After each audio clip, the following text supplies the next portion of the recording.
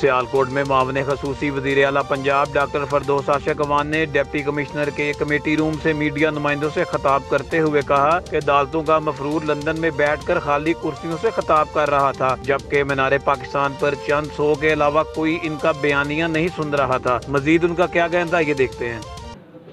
Bullet proof गाड़ी बरामद हुई, सरेआम उसको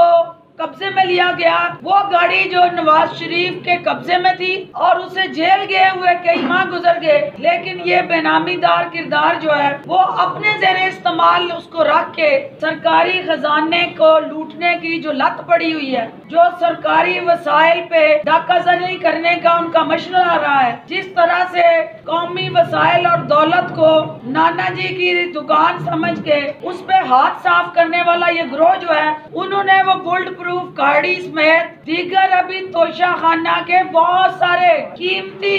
नवादरात और तोहफे हैं जो इस शाही खानदान के जेरे कब्जा हैं, वो इंशाल्लाह हुकूमत अदारों को मजबूत बना रही है, बाख्तियार बना रही है कि वो इनके रोब में आए बगैर, इनके दबदबे में आए बगैर अपना किरदार अदा करें और इस मुल्क में आइन और कानून की हुक्मरानी को यकीनी बनाए। उस